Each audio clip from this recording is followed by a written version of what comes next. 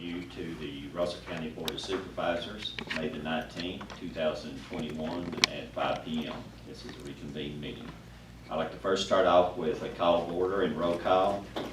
Tim Lovelace. Here. Luann Wallace. Here. Carl Ray. Here. David Eaton. Here. Steve Brady. Here. Forrest Christian. Here. Rebecca Dye. Here. Ma'am, you have a quorum. Thank you. Let us stand for the invocation and remain standing for the pledge, please. Bow our heads. Thank you, dear Lord, for giving us another day. Thank you, Lord, for the blessings that you've bestowed upon each and every one of us. Help us to look to you for strength and guidance to make the decisions that we will be making for our county. Bless each and every one of us that we do thy will and thy work to better our county, to help our citizens. In Jesus' name, amen. Amen. Pledge allegiance to the flag of the United States of America and to the republic for which it stands, one nation, under God, indivisible, with liberty and justice for all.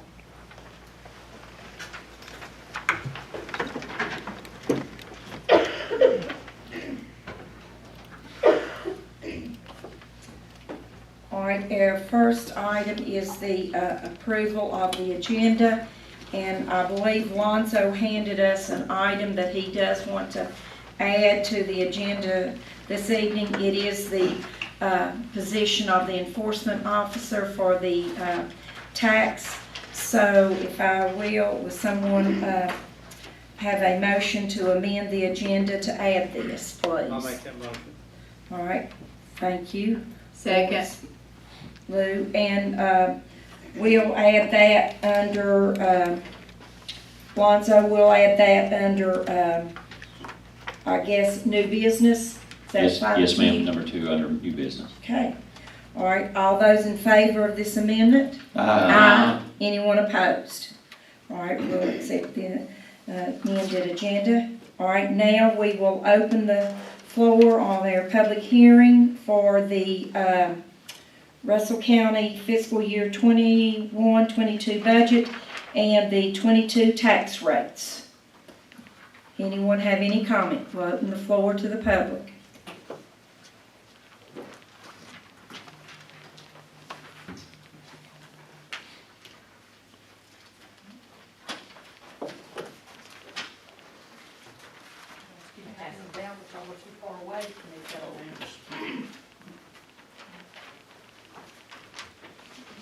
I'll let you have my copy, Lonzo, when I'm All done. right.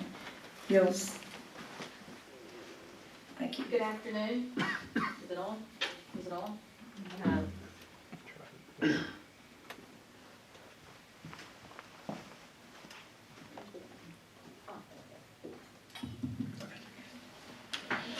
Good afternoon.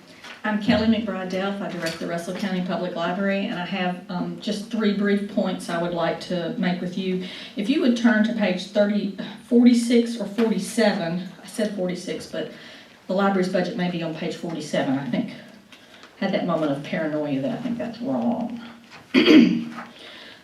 But if you look at the second line, salaries and wages, part-time, and look at the current year and the previous year as much as anything at this point, that's a little bit inexplicable to me. The library board of trustees allocates and spends only the money that they know to be theirs, and they weren't notified of a cut or reduction in funds, and I didn't receive a copy of the allocated budget indicating that to me. So what we have been spending is what is necessary to maintain what has been the library schedule for a couple of years. So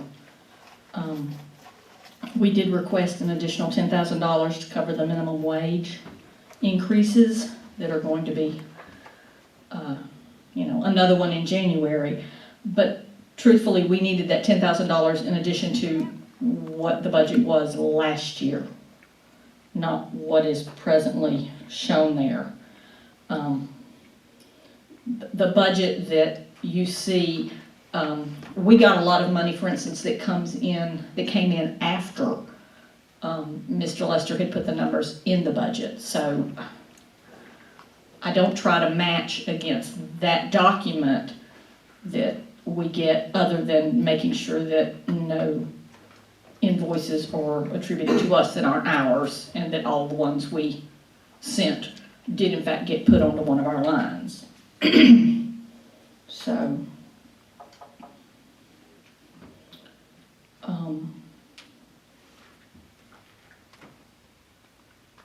my second point would be just,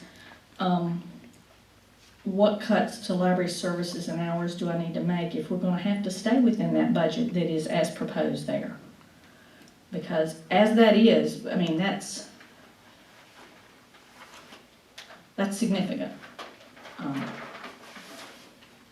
So, and I ask that because, you know, you are a representative of the public. And my third point would be just, the thing that I'm finding difficult is we start into this minimum wage thing, and I know the county employees, that you're having to look at that with all the county employees, is that what do I say to those employees that see recent hires or staff they supervise get an increase in wages when they don't? I mean, I do not begrudge the minimum wage. I understand, and particularly we've already had difficulty in the last 5 or 6 years getting people to even apply when we have an opening because our wages are so low. You can work at Walmart and make more money. So that compresses, and you've got those folks that have been there for 15 or 20 years and had experience when they walked in, and now they have 20 years seniority and experience in their job and have worked at it and been diligent, loyal employees who try to build their skills, and the people who work for them in 3 years are going to be making the same thing they are. So if you flip to the top of your sheet does have confidential salary information, although it has been made anonymous. That's basically what I think we'll end up spending, give or take, on part-time salaries this year, what I expect next year, and based on what the minimum wage is going to do again in the following year, what we would have to do. And my recommendation is that 1 year when, at this point in theory, there will be no minimum wage increase. You know, it skips a year. It goes every year. It was supposed to be like 18 months, and then a year, and then a year, and then skip. Well, there is going to be a year where I think we don't get an increase, that you should plan to put that same amount of money into the budget to help us adjust the salaries of those people. Our wages are so low that in January I have an additional part-time and a full-time person whose salary will be adjusted by law because of the minimum wage increase. And this is a full-time person with a lot of responsibilities. So I just ask you to keep that top half kind of confidential. I will make the hard decisions if I have to, as I have in the past, if we have to cut services and hours, and mostly cutting hours is how we will have to do it. And I know the library board will, but like the library board, you represent the public, so we would ask you to give us guidance on that. You know, what is the way that you are most comfortable with us doing that?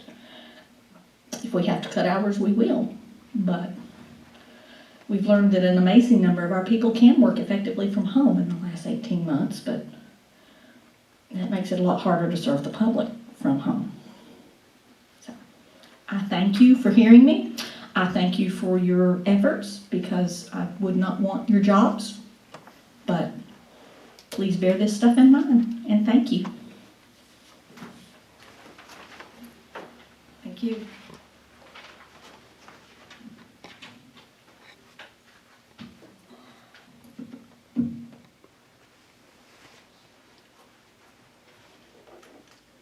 All right, is there anyone else?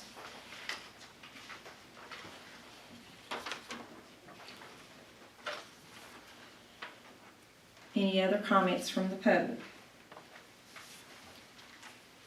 Seeing none, we'll close the public hearing on that, and we'll move on to our new business.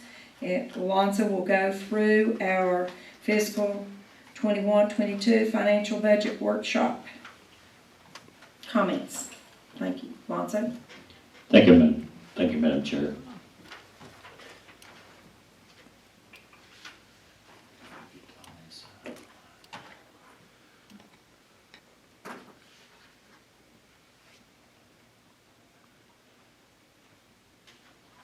Of course, this is the second workshop of the Board of Supervisors, and of course, during the first conversations of the budget workshops, we had certain line items that or concerns that were affecting the county from a financial perspective. Of course, during the FY 21-22 budget, again, this is during the pandemic, there's been many impacts, as Ms. Kelly had said.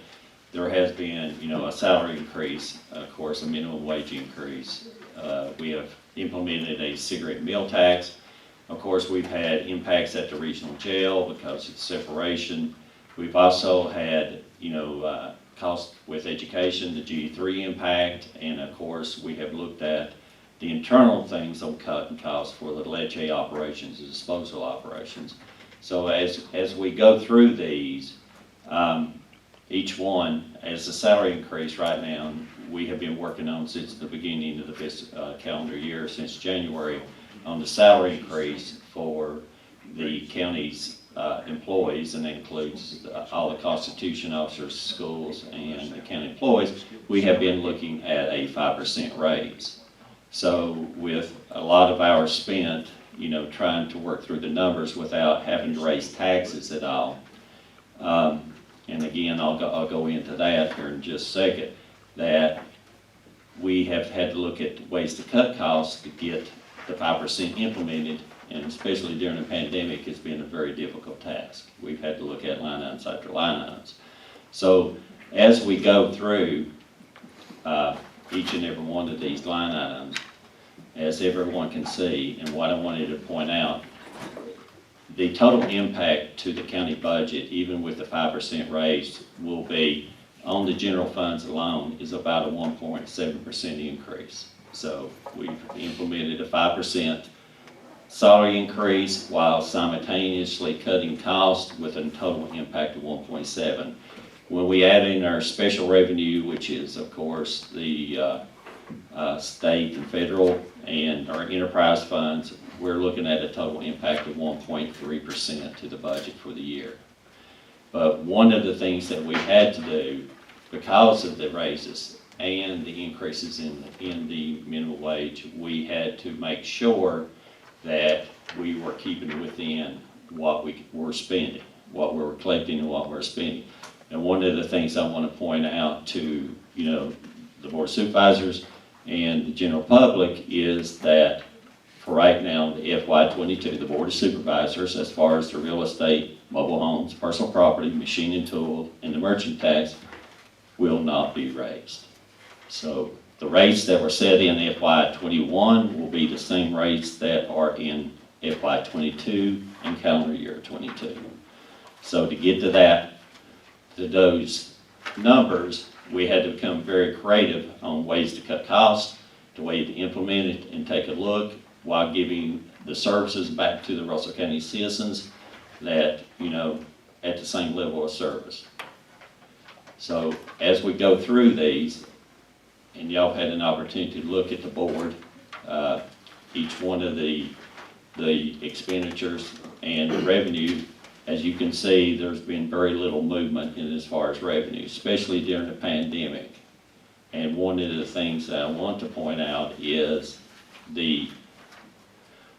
our real estate. And during that time, as far as the first half, even during the pandemic and even with the stimulus money, we're right now running 3.82% short. This is as of yesterday, or day before yesterday. So if we take those same numbers and move them from the first half to the second half, we're looking at, a combined, if we take both of them combined, we're looking at a 6% drop in the real estate. So how we had to take those numbers to make it up to get 5% raise while cutting costs, of course, there is certain operations that we're doing well in. The same way as the state of Virginia. The state of Virginia shut down during this time, And then they, all of a sudden, in their revenue projections, came up with a major surplus. Well, that major surplus came from the sales tax. Everybody was staying home, they were spending their stimulus money, or they were going out to Walmart when they could and what they were ordered. So there were line items that within the revenue budgets that went down, and there's line items that went up. But one of the things that we have to remember in any county government is the king and queen of tax is your real estate and your personal property. That's number one and two, well, number two respectively. So when we see a drawdown and based off of last year's collections, last year Russell County collected 99.8% of our revenue on real estate. So if we're at a 6% drop in real estate, we were hoping that people during this time would either set up a plan, you know, to pay these or pay it out of stimulus money. They, you know, some of them had they were either on a fixed income or they had, you know, they were taking the funds and they were paying for their medical costs, food, etc. So their needs. So right now, even with the planning, those are some of the major impacts to our budget. So working through this, and as y'all can see from the real estate tax, the mineral tax, I have outlined in y'all's packet for each one through the public service taxes, through the personal property. As you can see, the ones that have went down have somewhat compensated for the ones that have went up has somewhat compensated for the ones that went down, along with our costs that we'll go into later. So as we move through this, you know, again, we implemented the cigarette and the meal tax.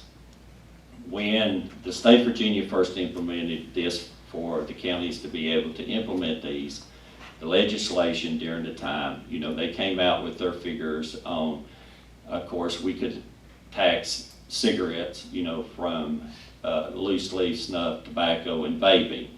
Well, they carved that portion out to put it back into the subcommittees for consideration next year. So right now, the only thing that the county had ability to do was to tax the cigarettes, one step at a time process.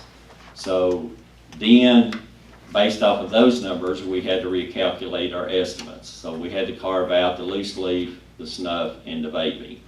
Then, when it started in, some of the towns, the town of Lebanon, which doesn't tax cigarettes right now, is actually for consideration. So if the town is taxing their cigarettes, then we have to carve out that portion also. So by the time we carve out our cigarette, our loose leaf, our snuff tobacco, and our vaping, and the towns, then we're left with what is only within the county boundaries, within, you know, 1958, up and down, like we discussed during the previous meeting, as they travel through to the new casino.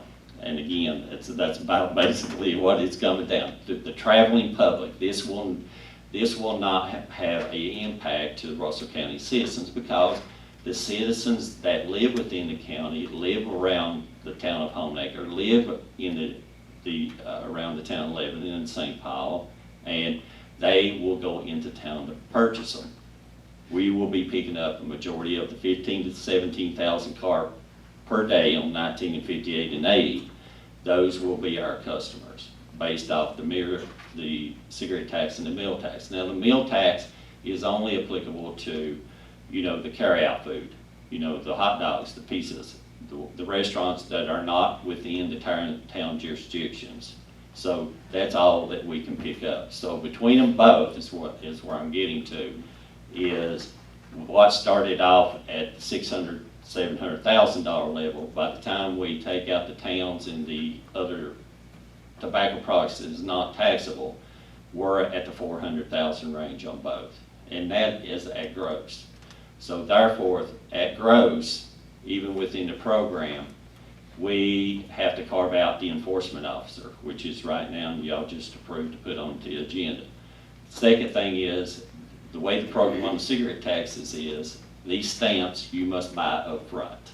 Now, to the counties and the 5 distributors that we're dealing with, these comes in large increments, either $15,000 to $30,000 increments. So we must invest in this up front. So automatically, we could be in the six figures really quick without the first dollar ever implemented. So there is going to be upfront costs before we start to realize a return on investment, so per se. So as we walk through these, and again, we had to take these into consideration. We have had discussions with the state agencies. Actually, the Department of Tax has a tobacco unit, and I have sent these numbers to them. They have looked at them. They said, Mr. Lester, this is based off your population base, based off of what the APA has stated, based off of what VACO has stated. We would be in this same range too. And actually, you're being very conservative when you do this, but one of the things that you can do, because of the historical basis, we have not included this into the budget. Now, the reason we have not included it into the budget, because the Board of Supervisors, by the Code of Virginia, can only guarantee on your budget, when you approve it, what revenues are guaranteed. Until we get a trend, which we can do by law, later in the budget, we can do appropriations on that revenue. But until we know what those numbers are, the Code of Virginia will not allow us to put it into the budget to approve it unless it's estimatable or concrete, based off of historical facts. So, May I interrupt for a moment? So that could take more than 1 year, that's to set a standard, correct, or not? this is quote unquote coming from the tobacco unit out with the state of Virginia. Does every municipality in the state. They said, Mr. Lester, they said, for you to get a clear picture, you will need at least 6 months of trend on the first roll to be able to get through it. By the time, even at the end, it can fluctuate because of the variances, within those outlying issues. You're absolutely correct, from 6 to 12 months. 6 to 12 months.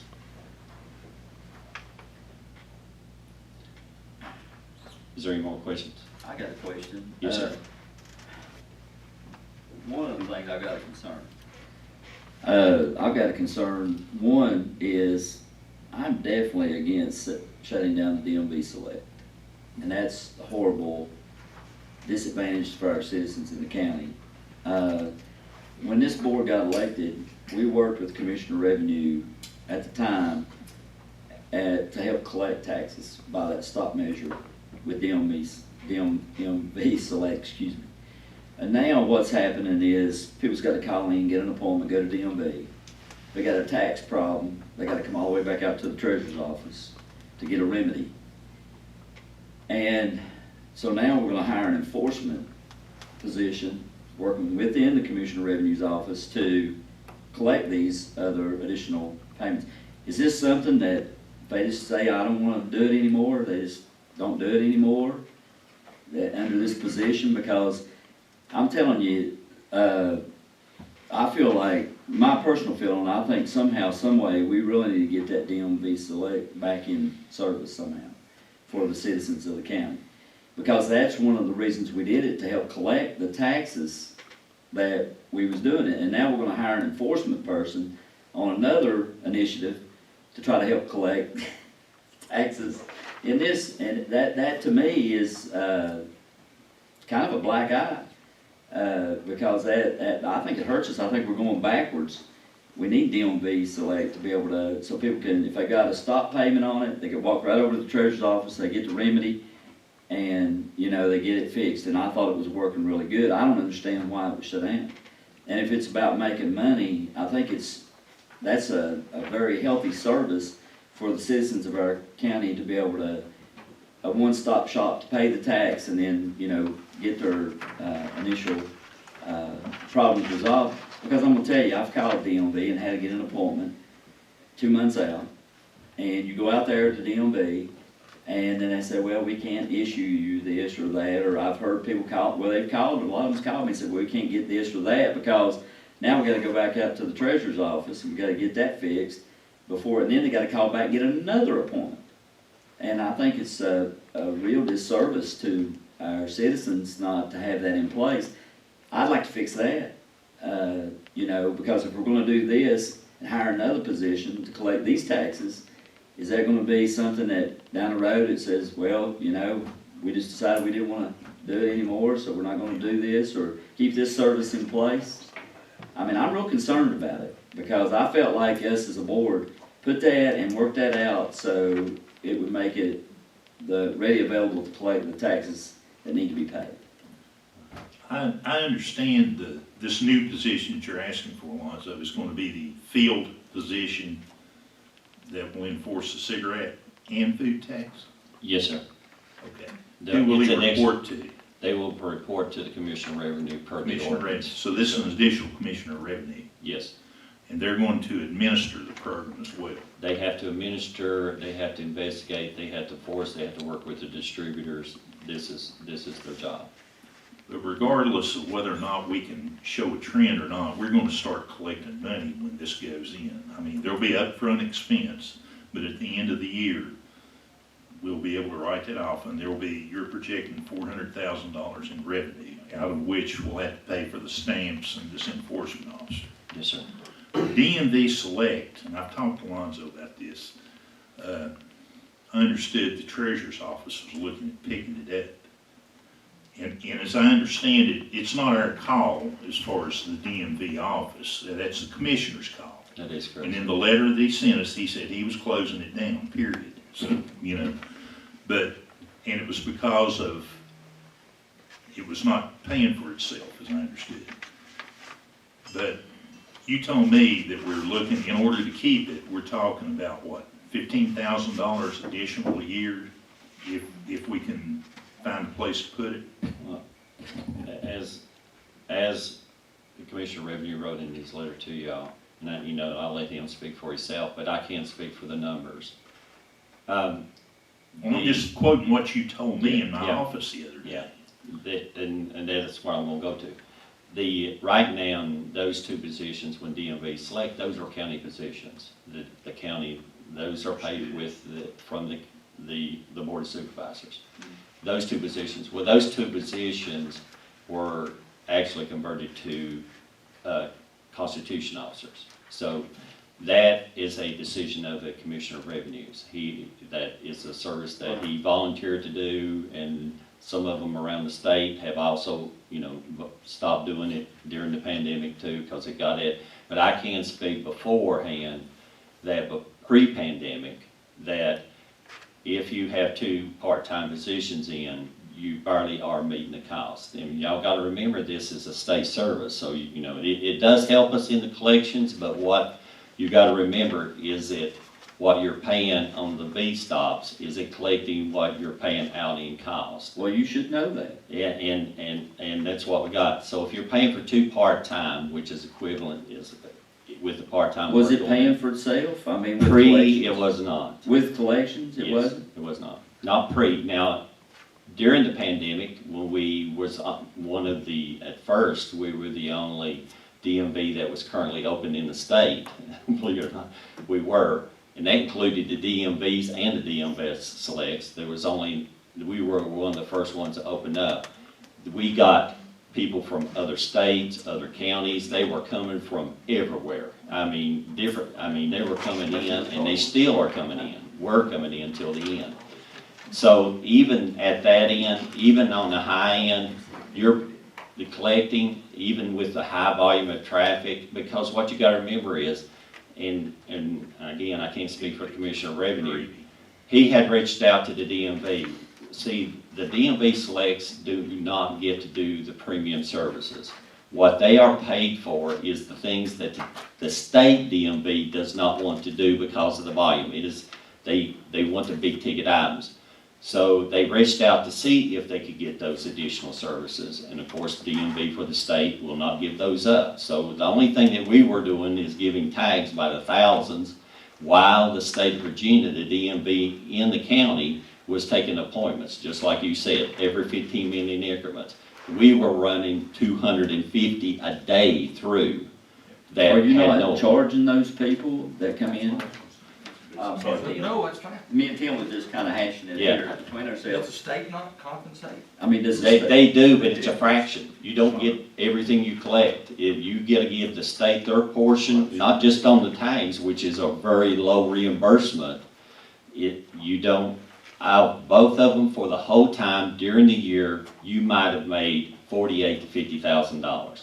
That's it pre-pandemic. I figured it helped us tremendously with the collection process because of the convenience of it. It is, but you gotta remember, one of the things that I've seen in the trend analysis on the collections is this.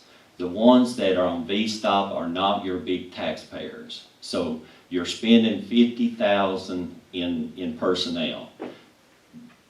DMV of Richmond is not reimbursing you at the maximum amount. You're making that. You're not making enough back to get the employees.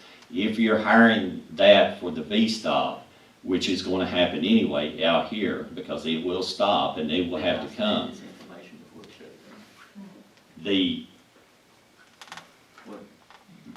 It would have been nice to have this information prior to knowing that it was going to be shut down or closed. Because I'm gonna tell you something, us as elected board, I don't know if the rest of y'all was getting calls. I was getting overwhelmed with phone calls with wanting an explanation of why. Well, we didn't know why. And again, that is a elective of the Commissioner of Revenue, so that as a Constitution officer. Has the treasurer done her analysis? Is she still Yes. considering it? The treasurer had discussions with me, but based off the volume of what it is right now, currently during the pandemic, to pick up the load, you would have to have 4 people. Not just the 2, the 50 to break even, you would have to have 4 to be able to carry the volume. And also you gotta have the upfront training.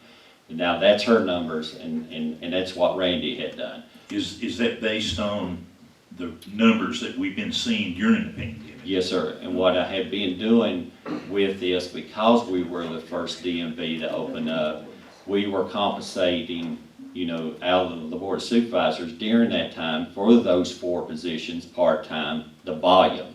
Even with the high volume, even if you look at what was collected, I think, and I can pull it up here in a minute, I think it was 82,000 you were getting during the most heaviest volume of all. But again, the point is, it is a state, it is a state service. Are we subsidizing the state service like the regional jail? Y'all know the figures on that too.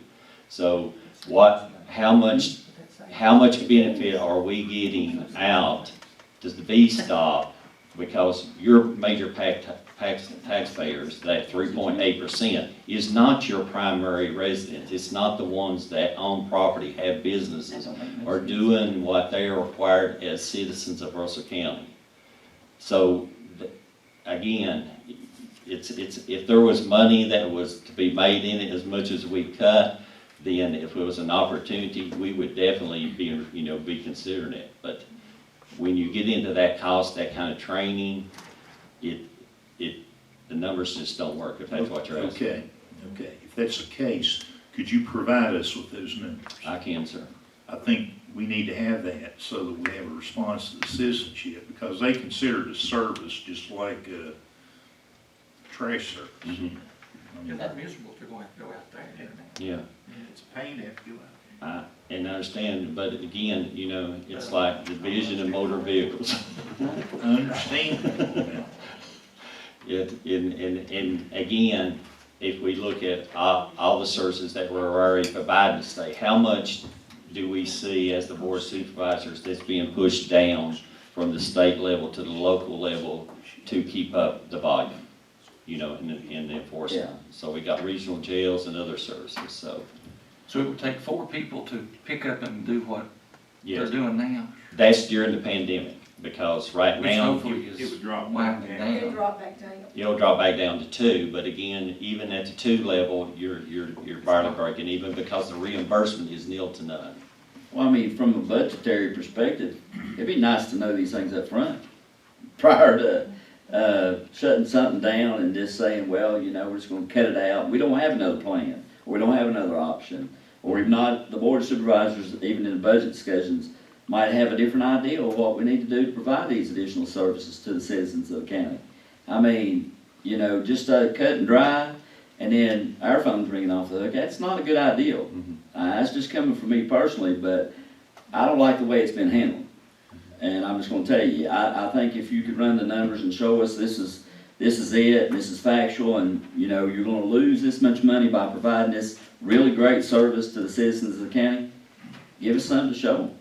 You know, one of the things you also gotta remember is, it is a constitution, that's, Well, no, it is not. It's not only no, it's not. If the treasurer's willing to take it up, it's not just a constitutional Well, office. but Yeah, she's, as she's a far as dropping constitutional. I know, officer. but it's a remedy. I mean, there could be a remedy for it, is what I'm saying. And If she's willing to do it, I've talked to her. Yeah, and what you gotta remember is too, constitutional officers cannot perform these duties. So whatever the board of supervisors decides is, Yeah. her constitutional officers are sitting in there right now, cannot perform these duties. It ain't that strange, her constitutional officers that are paid by the state cannot perform a state job. Well, you're just saying we'd have to hire additional. You have to hire the additional. Same thing, Randy. Yes, under the budget. Well, let me ask you this, can a constitutional office perform this duty? As an enforcement? No, it's a local tax, no, But sir, it's an I mean, exercise. an employee, since that's been cut out, you kept the same additional employees, one of those employees couldn't be an enforcement officer. They could be. They could. But they have to apply for it. This is a local, it's the county's Well, I'm just exercise. asking. Yeah. I'm just asking. But nobody's losing their job. Nobody's losing their jobs. No, what you gotta remember, there was 2 in there that became constitution officers. So during that time, 2 of those county positions got converted to constitution positions. I understand that. But I mean, those 2 positions that became constitutional positions, could they do this? One of them, if they applied for it? If you're a constitution position, you cannot do You that can't do position. this? No. Oh, that's sir. what I was asking You gotta do earlier. both of them. You gotta do one of the That's other. what I was asking You earlier. you cannot perform county, duties. So if it kept him, it's county employees, one of them could have fulfilled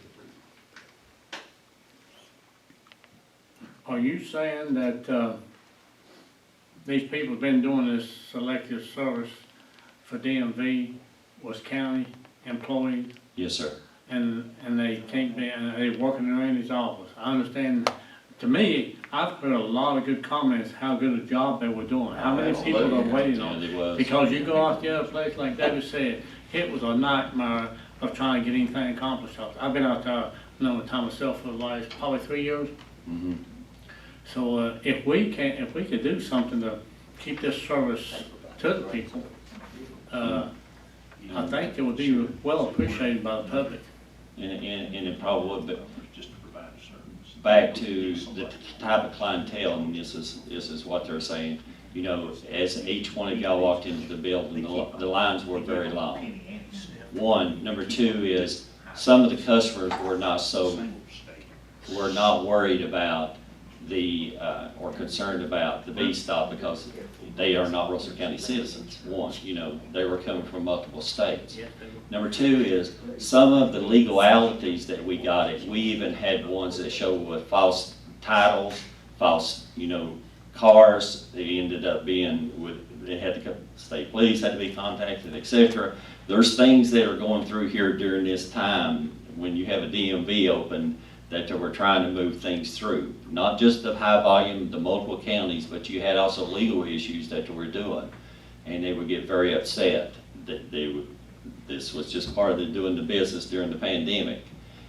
But again, if you go back, you run the numbers on the 2 part-time versus what you're going to be collecting versus the V-stops, I mean, it's again, a state service. I'd like to see us send a letter to our House, the delegate members and our senators to see if they could review. This is a great service. They did a wonderful job. I agree with Horace. I mean, no wonder everybody wanted to come to it. Yes, they did do a great I mean, they service. done a wonderful Which service. is done 15 minutes. I mean, you've done it in 15 minutes and not went through all the heat and aggravation you have to go through, and, which they've got a little bit better out there, but, I mean, if this could be looked at as far as dividing the fees or giving more money to the localities, maybe more counties want to do this, because it's such a great service for the citizens. And I think we ought to send them a letter and see if there's a way that they could up the ante a little bit financially to provide this one-stop shop, and if they want to keep the gravy, That's maybe what they ought they to do. redistribute some of it down here, because they can see how good the services worked on the local level than it did at a local DMV. I had people say they had to drive all the way to Bristol to get help. Yes, and we do too. And again, the Commissioner of Revenue, like you said, they did a great job during They that. did a great job. But the Commissioner of Revenue also contacted the Division of Motor Vehicles. we're going to have, the better, we can provide the additional services, but those are the ones that are highly reimbursed. They didn't want to do the big ones that has, the large tractor trailers, et cetera, the big numbers. We got tags, $50 at a time. I mean, multiple, it was just high volume, and the reimbursement even on it was nil to none. By the time, and this is just at the counters, we had to implement 4 windows at that time just to serve those 250, 300 customers that are coming through per day. That was not counting the Constitution officers, which should not be performing the multiple phone calls in the back room because all the employees were closed during that time for having to answer. So he was using all of his staff just to trying to work the DMV, and again, I don't want to speak, to work the DMV operations on during this time. But again, if you go pre-pandemic, you had 2, you might have, if you run the salaries between what you're paying 2 part-time, especially with the raise in the part-time hour, based off of what your services cost, and based off of what B-Stops were collecting, you're providing a state service. If you had all that written out in an explanation to the House of Delegates and Senators to say, look, this is what it did, and it was able to help collect taxes, it was able to do these things, and it was a very good, convenient service for our citizens. And we would like for you to take a look at it and see, what could you do in a piece of legislation to make them up the ante and pay us more for the services that we did? Not just cut it out, but see if they would do it. If they say, no, we're not going to do it, we're not going to help you any more than that, then you can let it go. But if that's what it is, it's just for us the money side of it. But I'm like Tim, me and Tim was talking, I mean, if you're telling Steve it's $10,000, and that's the number that you told him, I mean, I think there's ways in the budget, to be able to maybe pull something I was like just it. curious. It comes down to a decision, are we willing to pay that additional money to provide a service? Yeah, and I was curious just how much, that the locality got per transaction. And you said it's just It's a percentile, yes, of it, yes. And I can get all So, I mean, I that. get that it's not. But cost effective. one of the things, if you decide to do a letter to the legislators, 2 or 3 years. Just guess. if you decide to do a letter to the legislators, probably the best thing would be start off is to inform the legislators, get the DMVs open. Because again, the volume of, if you remember pre-pandemic, those numbers, we didn't have anybody at the counters. It was a low volume. We didn't have any long lines. If the DMV gets back to the services they're required to provide, that they're getting compensated for, then we would not be having this issue. The legislators needs to get the DMVs open. Well, let's send a letter to them and encourage them to do it. So while we're talking about money, unfunded mandates, That's exactly. so while we're talking about that, so let's talk about garbage, let's talk about water, let's talk about other things. We cannot select what we want to select here. So I understand what you all are saying, but we just need to move on and try to do the best we can. But if you're going to send a letter to the legislature, why don't we work on the other unfunded mandates that we have to do, like our schools and everything else that is taking our tax dollars, our local tax dollars. That's a good point. There's a lot of services there. But you are going to provide us with that cost information. Yes, sir. I will do that.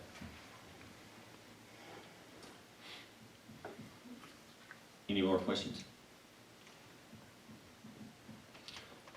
Again, back to the cigarette and the meal tax, what was implemented. I would love to count it. Like I said, I have talked with the state funding agencies, the state bond councils. I've talked to the cigarette agent units. Until we get a historical trend, something that we can put in, into the general fund that shows a trend, then by law, y'all cannot, include this into the budget as a number and run operations off of it. So way we design the budget is based off of no raising, no taxes. What we are collecting now, based off our collection rates, which has had dropped, especially in the real estate, which if I take as y'all seen before, I'm looking at $150,000 off the first half. If I project that into the second half, I'm looking at a $300,000 shortfall. So during that time, we had to keep the budget at level funding, even with the increased cost, and that's hard. We're gonna have to look at ways to do this and, live within our means, which y'all have done, while raising the salaries to 5%. Also, another things that we have done for the county employees, so that it's mentioned, and Tim and Steve, they said in these meetings, we increased the employees' health care. We took it from 70-30 back to 80-20. We also dropped the out-of-pocket max from $24.50 to $17.50. We have worked on other things, and that is equivalent to raises. We are providing the services, and later, when you get into the leachate and the disposal, as Lou had mentioned, the trash and the rest, we have looked at ways of cutting this to make these numbers work and work efficiently. If there's a way that we can make money and do a service, I'd be the first one in line, to raise my hand. So, meal tax, okay, now is the G3, of course, the education, as had been mentioned before. This is on, as everyone knows, the Russell County Board of Supervisors provide for the RACE program. That is, every student that attends Russell County schools during their last senior year can attend Southwest Virginia Community College for free for the first 2 years. Now, the state of Virginia has also implemented the G3 program that has an impact on the county tuition programs. Now, this program is applicable to the blue collar ones, not just, this gives opportunities for the ones that want to go into professional careers, but this and also gives the ones it's needed right now that would, actually is paying very high salaries, especially your HVAC, your electricians, and your tradesmen, the blue collar. This is a great opportunity for our kids. We were working with the colleges and the schools to implement this. So we will be proceeding on this, and hopefully we'll have a savings from this on what the state is picking up through their G3 programs too.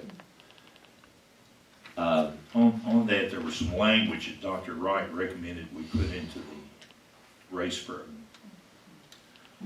We did propose to add that the RACE program will cover students who are not eligible for G3 funds. Yeah. Is that what it? Yes. Yes, that's what Dr. So Brandon that's said. going to go, we're going to go ahead and add that in. Yes, that's all we're going to implement. Yes, sir.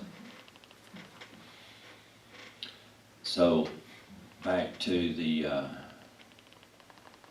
no increases in tax, and let's see, can we get back to the first page?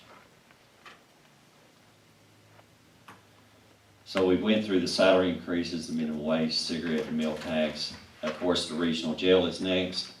As everyone knows, the Board of Supervisors in January did a resolution for agreement for consolidation and restructuring of our cost share of the regional jail. And one of the things that, with the low interest rate cost, and of course, the Board of Supervisors in working with the courts, a lot of the people that go through it are working in the community work program. And, just to tell you, how we came up with the biggest portion of our raises was taken out of this line item. This, what we have reduced in jail costs and in restructuring debt, along with the reduction in our other costs, this was one of the biggest cost savings. Of course, I just went through the G3 impact, and the only two items left is the leachate operations and the disposal operations. It's always, it's either the canneries or the trash or the animal shelters. So again, I'd like to introduce, I have Brian Ferguson, he is our disposal manager, and Brad Patton, he is our sewer treatment operator, manager, to go through to explain to you what we're trying to do for cost savings and operations on the leachate and disposal side. So gentlemen, welcome, and let me have time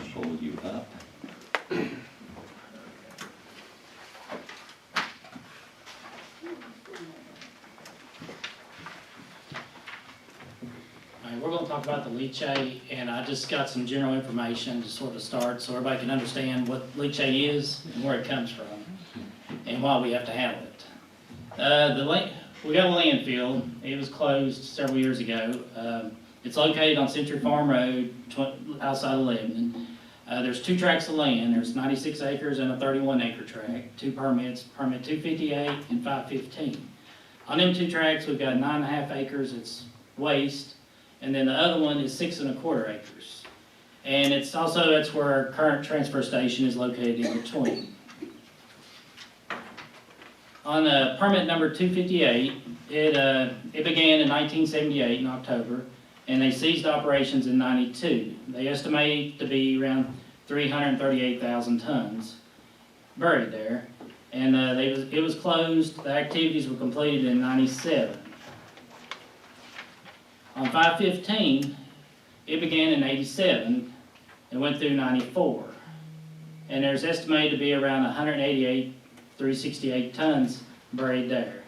And the closure activities on that landfill was in 2003. Per our DEQ closure plan, maintaining these, we have to follow guidelines. We got to do quarterly inspections. I go down, or somebody, we drive out on the landfill, we check make sure there ain't no cattle getting on, fences are good, the gates are locked, if there's any seepages, we got to mow it twice a year. We got to keep it maintained, keep all the trees cut off, and keep it clean. We also have to maintain the leachate collection system and make sure there ain't no surface water along that line. We also have to have groundwater monitoring, which Draper does that, and they report semi-annually, and they have to report it to DEQ. We requested to terminate some of those. We just have to go through the process with DEQ to terminate some of the testing, which will save us some money in the long run. It's just getting their blessing to do it. And then we also have to maintain financial assurance that we've got the money to maintain it. And also we have to pay the DEQ annual fee every year. And also I think it was last year, we closed the gas monitoring. We closed all that. That was part of our deal with them to close all the monitoring areas on that. As far as the leachate collection system, that's what we're mainly here to talk about. We have to do a pump and haul, record the volumes and daily logs. They also require us to maintain the integrity of the system. Any leachate seeps that we come across, we have to repair. There's been a few in the past. I haven't had to do any since I've been, but I know in years past they've had to go in there and repair them. And then we only have to test the leachate as required by the treatment plant for the parameters. Everybody might know, what is leachate?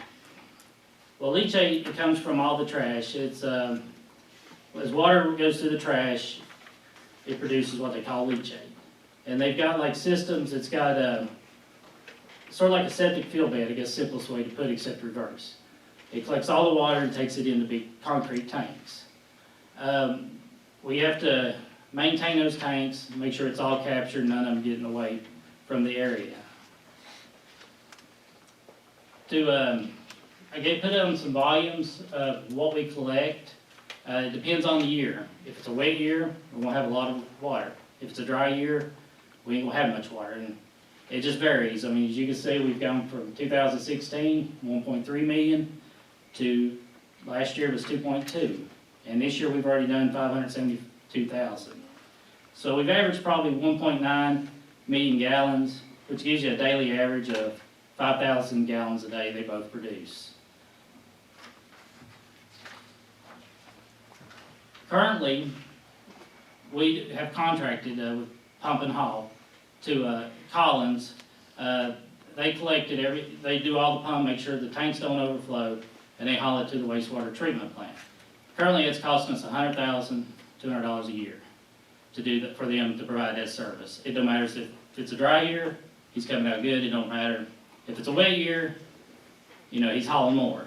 So it balances out. I mean, that's the fee he gets no matter what. The wastewater treatment plant, we're currently taking it to Lebanon, and they're charging us 5 cents a gallon to treat it. Last year's cost was $112,000 is what it cost us to run through their treatment plant. Our current storage, like I say, we have concrete tanks that are underground. We've got 6 different collection points. There's 3 on permit 258, and there's 1 on 515. And we also have to collect the leachate from the transfer station where we wash the floors down and any leachate comes off. We're looking to increase our storage and to provide, right now we got a total of 30,000 gallons, and we're looking to increase 80, a little over 80,000 to sort of help us control the leachate. Currently, what we're looking at doing is purchasing another roll-off truck. And we're gonna get us a roll-off vacuum pump and some vacuum tanks. The reason I wanna go with the roll-off truck is where we do the rotation program, we keep the trucks rotated. It's really come out a lot as far as our maintenance. Currently, if you base it on a 5-year payment, we're paying $470 for the truck based on our rotation. Now, if we financed the truck, kept it 5 years, it would cost us $2,600 a month for that truck. But this way, we keep it under warranty, and we always have a new truck. You don't have to worry about as many breakdowns as we would if we used one. And alternatively, with the roll-off truck, I'm looking is to be able to haul trash when we're not pumping leachate, or times that we have a truck down, or years of high volume like during Christmas or holidays, etc. Or pandemics, yeah.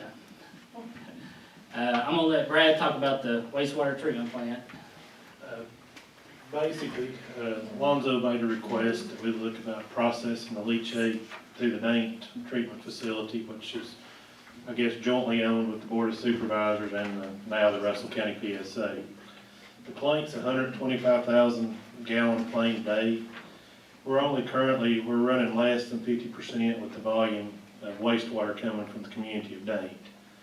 So we definitely have the capacity. I created a pilot study program and presented it to DEQ to basically get their blessing to try to process the leachate through the Dank facility. They agreed to give us a 3-month trial run to look at it. We had to increase our permit testing to 3 times a week, and agreed to do a metal analysis because of the unknown components within the leachate. And of course, the Dank plant discharges into Leak Creek, which is just a few miles from the Clinch River, which we all know the diverse ecosystem that's involved with that. So basically, we've been at it since the 1st of May. We're not seeing any kind of problems or anything, at the current time. We've been processing varies according to the last few weeks here, anywhere in the neighborhood of roughly, I guess on an average, about 10,000 gallons a week, which is, basically saving about $500 a week as, to process it with the town of Lebanon. But I think with the items that Brian's working on to get in place with the storage tanks and things like that, that'll give us a greater ability to handle the volume. And hopefully this will turn out to be a permanent thing, and it'll pass on some savings to the citizens of Russell County by being able to process it through our plant, the plant today. Also, I've done a cost comparison here to give you an idea. Currently, it's costing us $212,000 a year to take it with the contractor and to the Lebanon treatment plant. If we go, we projected, run the numbers, and buying a truck, full-time employee, and getting equipment, we should be able to haul it for $67,000, because we're going to be able to haul more loads. And if we get all this in place with the storage, we'll control the leachate, it won't control us as far as overtime or anything of that. That's one of our goals. And taking it to the waste treatment plant, our cost is going to be way down. As we go through the study, we're learning more, but we think we're going to get it down to $22,000 is what we're looking at. And we're conservative on that number. So that gives you a projected savings of $121,000, hopefully. Good job. So, and then as far as our goals, we're going to keep working towards, eventually we want to eliminate the haul. I'd love to. But we just got to find out an alternative way to treat it. If we could treat it on site, it's going to save a lot, but over the last 5 years, I've been researching it, wetlands. If you get into DEQ standards, there's a lot of standards, but there might be a possibility to do on-site treatment. Me and Brad's talked about doing some treatment before we take it to the treatment plant to make it easier on them. Whatever we can do to make the process work better. Like I say, you know, if we can increase our storage and just keep cutting our cost on the haul, you know, look at irrigation, evaporation, different alternatives is what we're hoping to look for. And possibly maybe taking some of the trash out instead of doing away with it completely, so we don't have to be done with it. Me, I'd love to dig all of it up, get rid of it all, but I understand the process. So I guess with that, has anybody got any questions or? I know the line I do, and I know enough to be dangerous, so bear with me.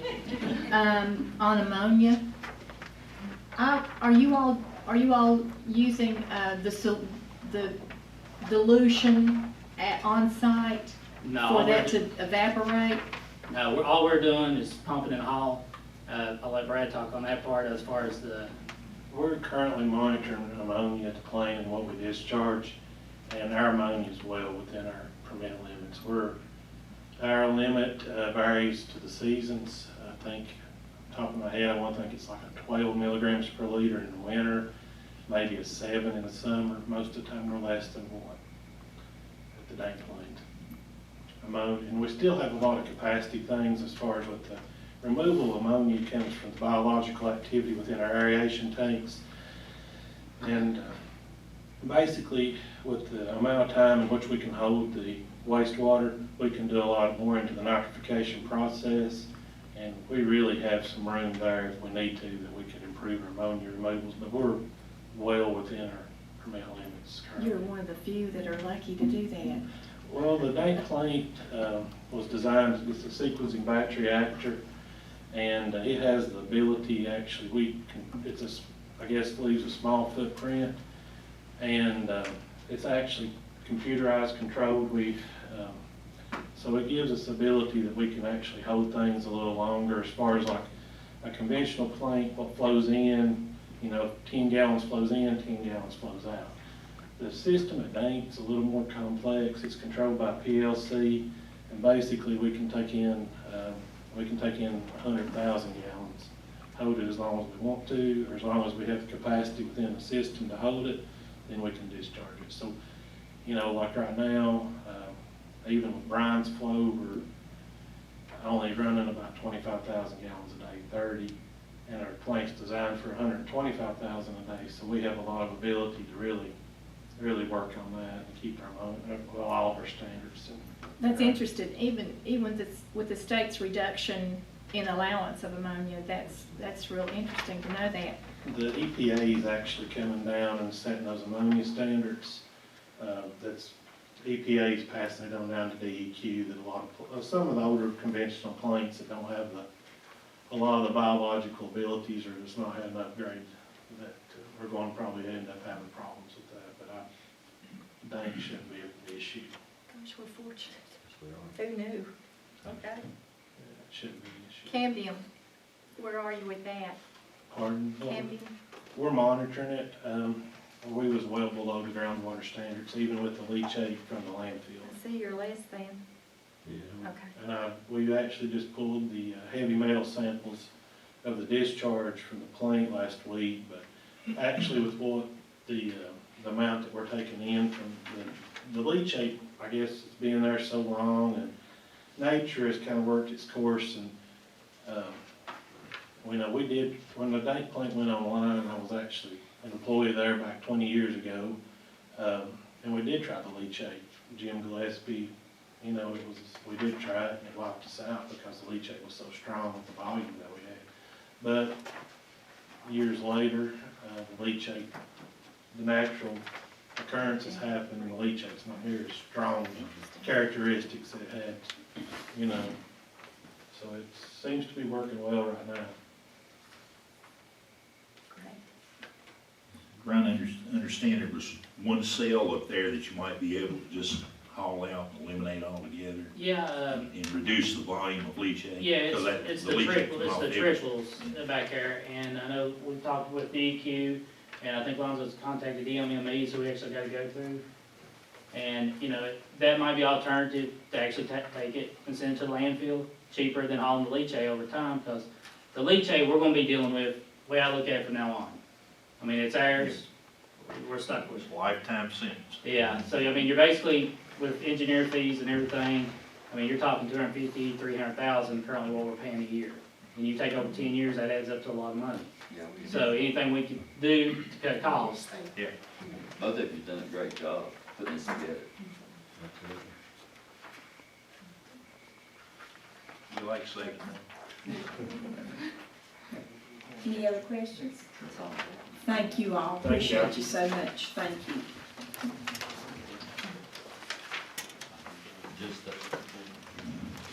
Just to add to what Brian and Brad had emphasized, and that's the way we have been progressing in our planning.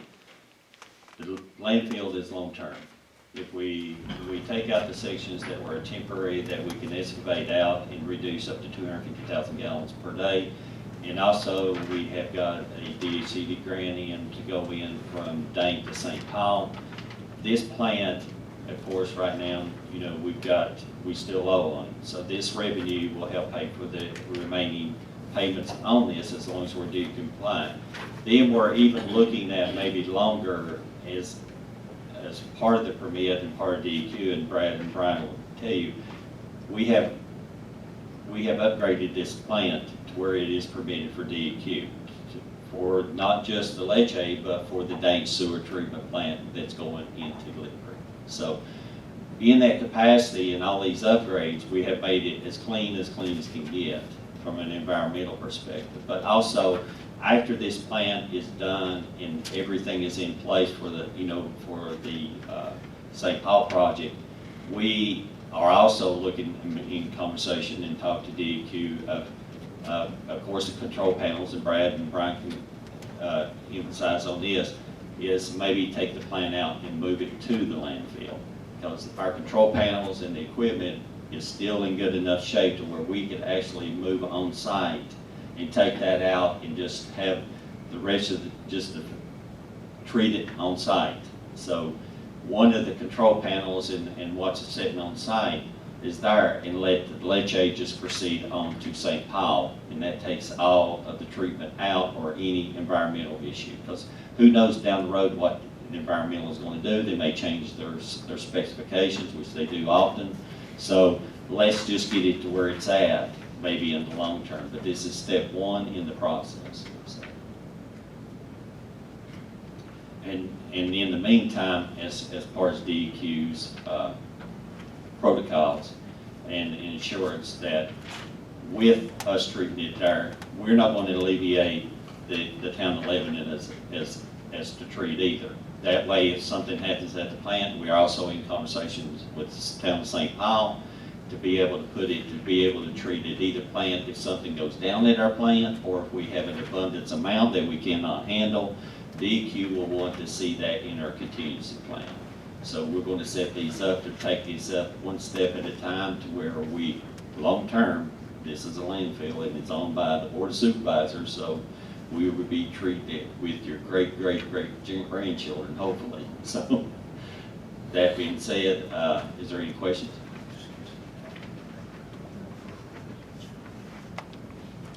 Any questions?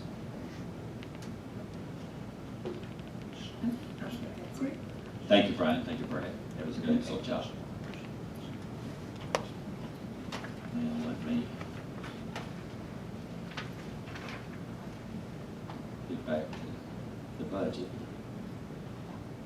Again, that was, we went through the salary increases, the wages, the cigarette meal tax, the regional jail. Again, what you have seen from the cost savings from these operations that you're seeing, along with what we have restructured with the regional jail and the other components, and other departments have done cuts, we have been able to, without raising taxes, implement the 5% raise. That's what, you know, the state of Virginia and everyone else got, and to proceed on with no impact to the taxation. So I have included the projected budget. I have included the general ledgers as a reflection on these. And if I have any more questions concerning any other issue on the budget or impact or financials or Linchi or. As far as your projected salaries, do you take into consideration the minimum wage change in January of '22? The one in January of 2022? Yes. Yes. So it's in there. Yes.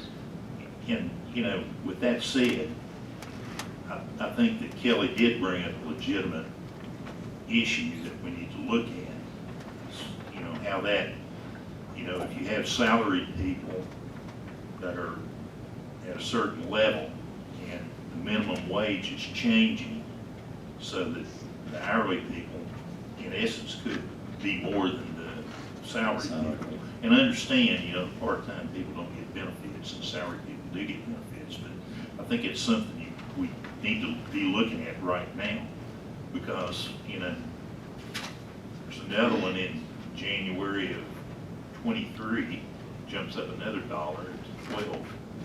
And in January of '25, it goes to $13.50. Well,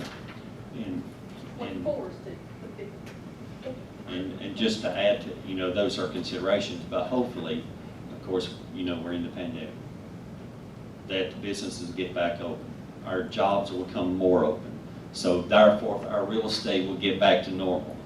Yeah. Right now, this is trying to get us over the hump. I understand that, and I think it's just something you need to be looking at on all these hourly people as to what kind of impact that has. And we're going to have to do it, you know, and how that salary increase affects the salaried people. You know, we need a plan, as David says, to how we're going to address that issue. If it's an issue, I think we need to find out if it's a real issue first, and then if it is an issue, if all of a sudden the hourly people are jacked up above the, you know, then we're probably going to have to look at some sort of adjustment on the salaried people.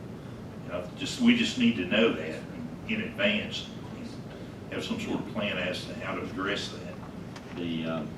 The first wave, as everyone knows, the $9.50 went into effect on May the 1st. And of course, me and Vicki, you know, we had to actually had this conversation this morning. When it will start really hitting our budget and the impact on these other positions at our county will be the January move. You see, because our employees right now, they're some of the less, you know, right now we operate within means than any other county, including half our positions, that we operate, you know, efficiently. And it's like some of them have not been raised. You know, and it's going to be something that we'll have to fix. But we have to, the impact one will be the January impact. It's like I was telling, talking to Tim and Steve here, I mean, as far as you need a long-term plan. I mean, you still got debt service, and like if you owe $200,000 on the tank sewer plan, you're gonna save $100-some thousand. You pay extra on the principals to get that gone out of your way, off your debt service payments, to where you have that extra money or flexibility to be able to make those adjustments for these salaries and additional repairs or truck costs. And I'm gonna commend these guys. That's a huge savings to be able to do that and take on that responsibility. And you know, and what Brian's done with the trucks and being able to buy those vehicles, I'll say it again, I've said it numerous times. I told him I was going to have to take him car shopping. And I don't know how you do that and be able to save that kind of money and buy and just have a new vehicle coming in all the time. But I commend you for that. But I think a long-term plan is needed. I mean, just to see that not only the economic impact, but if you can save it over here, you might want to re-establish it somewhere over here to be able to adjust on those numbers and salary employees and part-time and full-time. Right. Also, the next thing you need to discuss is our enforcement officer that will be working with the meal and cigarette tax. Yes, ma'am. Of course, I need this was added to the agenda for the excise enforcement officer that will be within the Commissioner Revenue's office they will be overseeing the meal and tobacco taxes program to ensure that we're enforcing by the ordinance and by the Code of Virginia. I need a motion to proceed with advertisement of the excise tax enforcement officer for the Commissioner of Revenue. Do we have a motion to advertise for this enforcement officer? I'll make it. All right, thank you, David. Do we have a Second. second? Lou? Any discussion? All those in favor? Aye. Anyone opposed? All right, move on with that. Ma'am, that concludes the county administrator reports. If any, on the financial budget and taxes, is there any more questions? More comments? Right. Yeah. David, with that you were talking about our plan, I know that we have been, Lonzo has been discussing with the PSA, the consolidation, where we have 3 years of deferred payments. We're going to take those, and all that money that we're saving there will be to pay off some of these loans that we, the Board of Supervisors, are responsible for, and I think the PSA is doing the same thing. Well, VRA had intended those monies for them to set aside to work, build a reserve, so I wouldn't take much of it, because that's what VRA's intention was. Let them try to get healthy and build up a reserve so that they can do some of this replacement work and such. I've got one more thing, Lonzo. I'm gonna bring it up since I guess it's addressed to you as far as, I've had many calls from school board people that's on the school board as far as wanting and I know one of the school board members had brought it up, wanting to make an adjustment on salaries.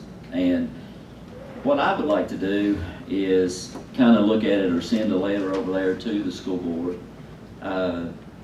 for a short and long-term plan as far as the adjustments of these wages between, and the reason I think this needs to be addressed, it's another can that's been kicked down the road for years.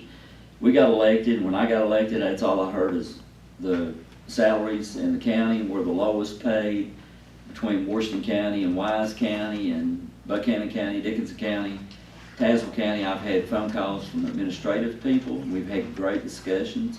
I've had calls from teachers, had great discussions. And I don't think it needs to be a negative issue. I just think it needs to be an issue that needs to be talked about. And there's going to have to be a long-term plan from a budgetary perspective to see how we fix this. How are we going to ever be competitive whenever other counties given a 5% increase and we're giving a 5% increase? There's no way that we can ever, and I'm a very competitive guy, just like about everybody in this room is very competitive, and you don't like going backwards, you don't like to lose. And I think there's going to have to be a time to where we request something from the school board as far as working with the county. They say, well, they get their pile of money, we get our pile of money. To me, it's all one money. It's Russell County funds. And I think that we're going to have to really look at this deeply and ask them to show us a plan. How do you fix it? Bring some administrative people in, bring some people in from the school system, mathematicians or algebra teachers, and let's sit down and try to figure this thing out, because if we have been very blessed to do what we did and give them raises, but you'll never catch up. Well, there's no way we'll ever catch up and be competitive. Now, if you want people to come here, live here, work here, and stay here, we have got to get that thing fixed, and it's got to get fixed somehow, some way. We need to look at ways to be able to either cut or either work it into a budgetary or pay off debt services to be able to fix these allocations of salaries that need to be addressed so we can be competitive with these other counties. I mean, we lost three this year in Castlewood, went to Wise. And we're losing teachers and all these other people that's going to these other counties because they can make $10,000 more in a year. I just want us to focus on how to fix that, a long-term plan. How do we get there? And I know me and Steve worked on a matrix plan in our first year we got elected and presented it to them. And they, it went. I agree with David, as long as we do the state recommended and everybody else does. If their salaries are higher, their 5% is higher than our 5%. So the gap just keeps getting wider and wider as we move along. And what I would like to see is how our positions in Russell County, administrative, principals, assistant principals, teachers, custodians, cafeteria workers, how we stack up against the state average. I think that would be a good tell right there, and see where we need to concentrate. But it's something that has to be done with the school board. We don't, the school board is gonna have to do it. And I would, I think we just need to write a letter and ask them if they can take a look at that. And let's analyze the problem and see how we might be able to attack it some way. We don't know right now, but, I agree with David, 5% of Washington counties is gonna be much more than 5% of Russell County, so the gap between Russell and Washington just keeps getting bigger and bigger and bigger, the more we go, so. We need to do, I don't wanna kick that can down the road anymore, we've found enough of those that have been kicked down the road, and we've had to address, and so this is a big one, And this goes for our county employees too, Yeah. and our part-time people. We know we're gonna be forced by the state into higher minimum wage levels. Yeah. But this thing should have been fixed years ago. It's not, we're just dealing with a lot of things that we got handed, but I'm serious about this. We need to send them a letter and look at a serious plan, 5, 10, 15-year plan. I don't think it's anything that's gonna be fixed overnight. It can't be. But it's gonna have to be addressed. We need to be competitive. We've got 11 new industries in this county. Good Lord's blessed us. We've done a lot of good things and brought a lot of good paying jobs in here. And, whether you lose 1 or 2 or you gain 3 or 4 or whatever we need to do. But to me, that's the largest industry we have in our county is our school systems. And we got great teachers. We got great administrative people, great staff. And I think we need to justify them by being able to fix this issue. However, whatever it takes, just put a plan together. We even made a mention to hire an outside independent, somebody to come in and look at it and do an evaluation of how to fix it. Didn't we? Yeah. I would like to say this, or ask this, is not the bottom line, the amount of revenue that each county gets has something to do with how much money they can pay these school employees and county employees. You got some of these counties that's got the coal money coming in, we don't have much of that. So I would think the bottom line, one of the factors would be how much revenue that we've got coming in that we can put to those sources. You're absolutely correct, Mr. Person. Yes, it's the revenue. I would like to do a whole lot of things if I had the money. I've told my wife time and time again, I'd like to fix up all these antique homes, rundown homes. I don't have the money to do it. I love to do it, but the money's gotta be done. If we don't have the revenue here in Russell County to do that, then that could be one reason why we have fallen behind. Well, hopefully we're gonna generate some more revenue. We've got several industries that are just sort of hanging out there, and I just feel like, I've said this for the last 2 years, we're about ready to turn the corner. I hope that corner gets here quick. But we have to look at the problem, and we have to see if there is a solution. We may find there's not a solution to it, I don't know, but we need to figure out, have the information available in front of us to see what the problem is, and then try to work on some solutions, Orr's right, if we don't have the money, we don't have the money, but, we need to look at it. We just can't, put it on the back burner and say, well, it'll be okay next year. I don't think anybody's ever put a plan together to see how to fix it.